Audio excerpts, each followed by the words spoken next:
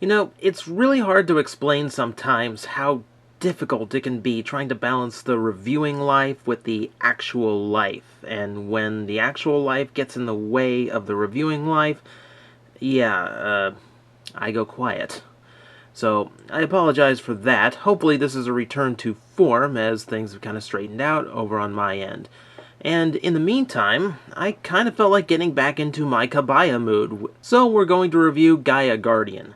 Now, as you can see, I've got 6 little toys to review here, so you will excuse me if I don't demonstrate the transformations, and I also will not be demonstrating the assembly. And both of them are for the same reason. These Kabaya candy toy kits are very simple, especially these, because they are quite a bit smaller than your typical ones. You can see there's only 2 sprues of parts and very few parts. There's only around 20 pieces per toy, and then a little sticker sheet. So there really isn't that much to assemble. If you're doing just one, you'll probably be done in about 15-20 minutes.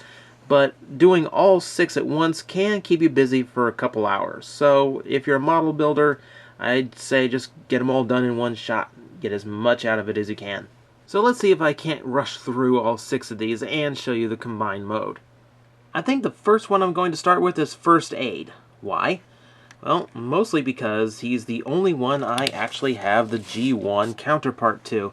So you can see they are quite a bit smaller, whereas this is pretty much about the size a normal Kabaya toy is. Considerably tiny by comparison. Much smaller than the G1 component. They're not world's smallest small, but they're probably smaller than most Legends toys. Well, it varies between Legend, but you get my idea. These things are micro. But that doesn't make them bad. I will admit, it does kind of amplify a few of the problems these candy toy model kits tend to have, like little gap exposures here and there where you really can't quite get things closed up. Parts just aren't solid enough for that. But these are like super cheap little buildable transformers, so I really wouldn't expect it out of them. As you can see, he's a slightly upgraded take on the original. You've got the flat light bars here in the front and in the back. Sticker detailed, of course. There's no paint on these guys. You can see the windows have been kept there, the lines going across the side. What you can notice here is that all of the lines are on full panels instead of just being the striped sticker. That way you also get the trim around the bottom. While it gives a little bit more detail, it does create some areas where the white doesn't quite match each other. On camera it kind of blends a little bit, but not so much in person. Of course, no wheels, since that takes much more complex assembly, and it wouldn't work well anyway in a model kit. But that's pretty much how all of them go. And on to First Aid's robot mode, where you can see some considerable design changes from the G1, but you can also see a lot of similarities. They keep the red chest, they keep the red head, the white legs, and the white arms. However, there is some changes. Notably, the arms are made of the backside, or rather the roof and rear of the ambulance mode, making them much bulkier and more substantial, complete with flip-out fists no less. You can also see a difference in how they handle the shell kibble, whereas the little one comes off the sides. It's just kind of a hangy backpack on the G1. So, while I don't know, depending on whether you like it to be completely G1 accurate or not, that's up to you, but I would call a lot of this improvement. And they did keep a lot of the original details intact too, though mine doesn't have all the stickers. The ones it does have are accurate to how the Kabaya mode looks. And just for clarification, yeah, you can fold those up if you don't like the big shoulder wing thing look. I kind of like it somewhere in between. You'll also note no face paint. Like I said, these guys are completely unpainted, but at the same time, they don't ask you to sticker the face either, and I love when they don't make you do that. So, I don't know, this is something if you've got a silver Gundam marker to go in and fix up yourself. But otherwise, not too shabby. Actually quite a fan of how he looks. A couple other improvements. The legs actually are jointed outwards, so you can actually spread the legs, make a more natural looking pose. But that's pretty much what he has going on. He's a decent little upgrade of First Aid. And considering he's a cheap little candy toy, I'm actually quite impressed that you can find a way of upgrading him and still make him tiny. So let's see how the others did. Streetwise, I'm a little torn on. While I really do like his police car mode, it does rely heavily on stickers, far more than the others. You can see the difference in the white, again, between sticker and actual plastic. It's also very, very obvious on the front, very obvious on the top. So, no, it's an unfortunate downside. You got the light bar stickered on, a lot of details stickered on, including all the windows. And he looks okay. I mean, he looks like a Japanese police car. I mean, there's really nothing wrong I can say about it, other than, yeah, the stickering just makes him look a little off. On the other hand, I do really like how he transforms and how he looks in robot mode. You do have to deal with a black head now instead of the original G1 white, but other than that, I like the extra little trick done to his midsection, so he doesn't look so long torsoed. The consequence is he has a bit of a gut, but since his chest kind of pokes out anyway, it kind of blends in a little bit, so it's not so bad. Okay, the arms are fine, they move up and down to the shoulders, and like all of them, they do have the gun that works in both modes. And again, you can part the legs to give him a more natural look. So, it's a nice little representation, a nice slight little upgrade, and yeah, in robot mode, I really can't fault him at all. Blades probably stands as my favorite of the vehicle modes out of these guys, mostly because, while it does have the G1 look and colors, it's a little bit modernized, and the sticker detail is kept simple, so it's not as distracting. Here, it really only serves as his windows and the Autobot sigil, which is in a white box, and that's pretty much the only contrast you've got throughout the toy. Also, the propeller and the back, done up very nicely. A lot of nice little color in that sticker, so you do get some detail out of it too. So it does come out looking rather plain, but at the same time, he comes off looking the cleanest too. The rotor, unfortunately, does not work very well. It's pretty much just there for look. It doesn't have any real way of spinning, since it's just being held in there by the plastic. But all in all, he really does hit me just right. I do quite enjoy the vehicle mode here. Unfortunately, the robot mode does lose me a little bit. There are some things I do really like. I do like that the extra guns molded into the vehicle mode now form some nice shoulder detail for him. I like that the stickering job is kept accurate. I like that they left in how the legs of the G1 transformer transformed into the tail rotor. That actually works really nicely. I'm glad they could keep it to the small size. Yeah, again, unpainted face, and my lights are completely washing it out. This is why bright white plastic molded faces are not good. Unfortunately, he does have a few issues for me. For instance, the front of the helicopter really doesn't have anywhere to go. It doesn't fold all the way down like the original G1 could, so it's just kind of floating there. It also has this really weird proportion going on where his head's really far forward and his legs are really far backward. If you're looking at him from the front, it doesn't matter though. And also, I mean, the joints on all these aren't great considering you built them yourself, but something about his knees are just really wobbly. You can get him to stand, so not a huge issue. It's not like he's going to be doing any posing, but it can be problematic. And now the police bike Groove, who I always really liked as a kid. I really like motorcycle transformers. Surprisingly, out of all the Kabaya toys, he's the first one I've seen with a rolling wheel, though it's only the front and it doesn't really do very well. But it's still there, so I'm giving it credit. You can see he also has some of the same kind of sticker detailing, but thankfully the white is kept to a trim so it doesn't really get in the way or look awkward this time. You can also see the chain guard there in the rear section on the wheel, and really kind of looks nice. It's a nice little representation of his G1 form. Quite enjoy it. It's very wide on the base, so no worry about him falling over despite being a motorcycle. And you can see he does have the gun mounted on the side, as all of them can mount their weapons some way in vehicle mode. However, there is one major flaw with him, and that is obvious during transformation. And that would be how close his arms fold into the chest. You can see, unfortunately, it's done a lot of damage to the stickers on the chest on mine. it's just too close. I mean, the stickers are just a little too thick, one or the other, but it really wasn't designed out that well, unfortunately. Which is really bad, because I actually quite like the detailing they gave him. It's not G1 accurate, but it looks nice and gives him a good contrast compared to the others. You can see some other really obvious G1 upgrades. His arms have a nice bulk to them, and again, they've changed color. And since the wheel doesn't rotate, it can be part of the transformation and folds out feet.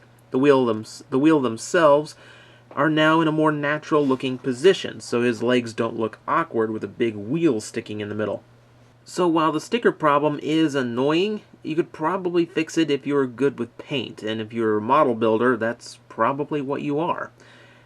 Otherwise, he probably stands as my favorite one. He's actually a really nice upgrade to the G1 design, considering he's a tiny little candy toy.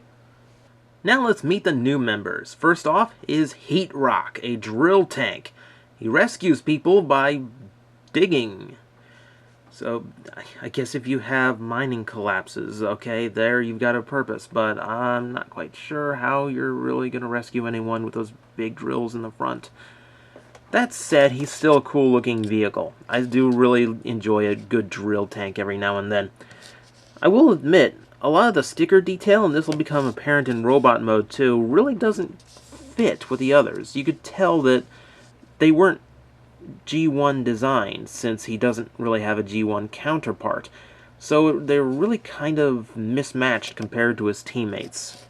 The result is that while they kind of look okay, he looks like a G1 style toy, he really doesn't fit in with the rest of the Protectobots. And in robot mode, that is more apparent. He is a stocky, boxy little guy that really does not fit in with the rest of the Protectobots. Which is unfortunate, because otherwise I actually quite like how he looks. He looks brutish. He looks powerful.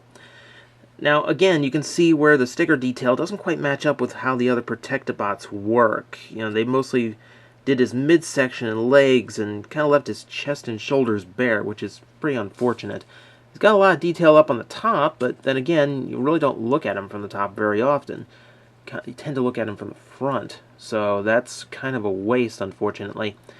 I also do want to point out, this is the first one that had part forming to it. Keep in mind, these are Kabaya models, and every time I've reviewed them before, there's been a lot of part forming involved in getting them from one mode to another, and I usually judge them by how much part forming they had. This is the first time I've seen them in the Gaia Guardian set, and that was just to move the drills to his shoulders, which is actually a nice little touch. It gives him some extra height and his stocky appearance. I will point out, yes, he's got tiny little stocky legs, and no, they do not move in any farther. He's always going to look a little bow-legged, unfortunately.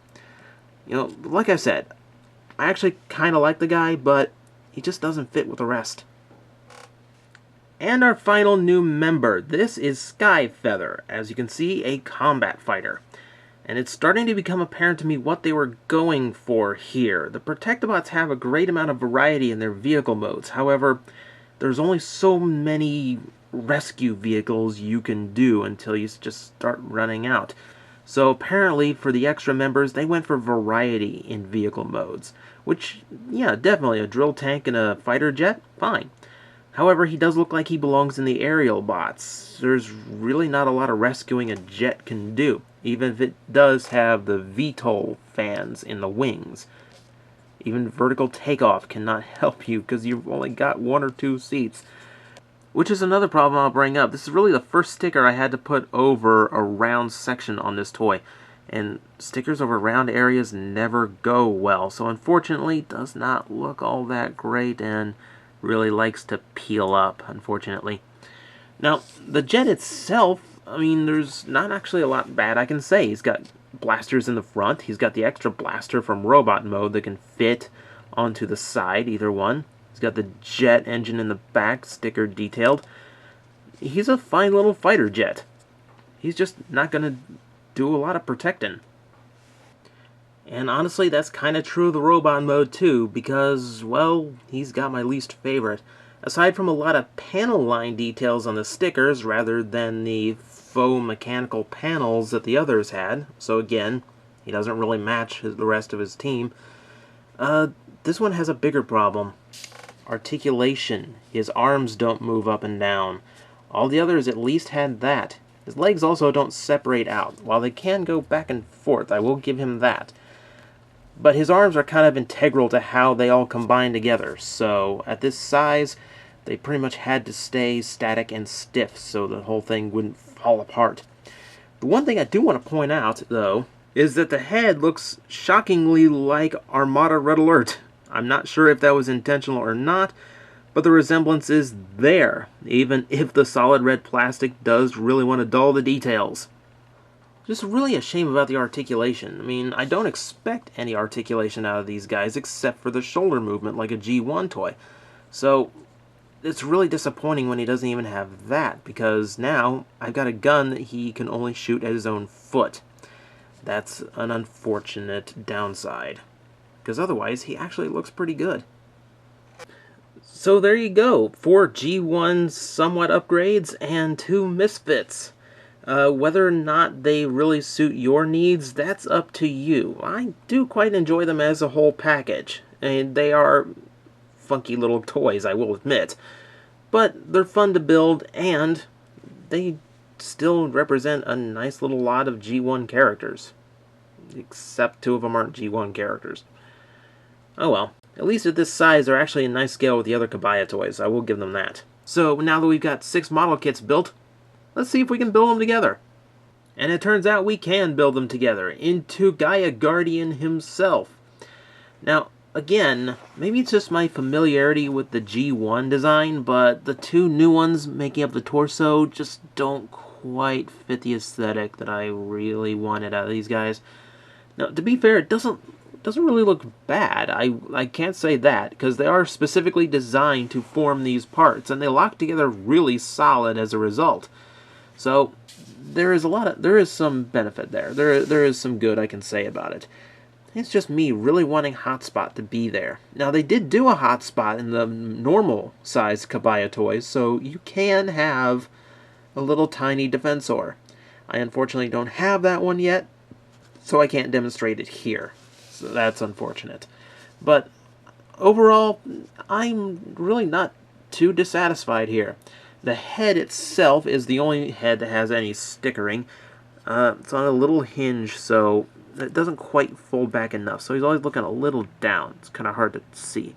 But it's there. It's detailed, so credit to that. And I'm glad that that's built in. The only real parts you have to move around here are the feet and the hands, just like the G1 toy. But all the chest details taken care of itself, aside from the drills that once again had to be moved. There really isn't all that much part forming, even for a G1 combiner. You can also see that the guns have combined together, and I always love when they do that. And they actually form a much nicer looking combined weapon than some official combinations I've seen lately out of Hasbro combiners.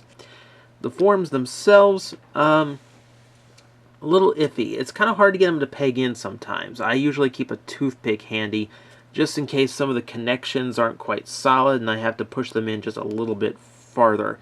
In the case of First Aid here, that's kind of necessary.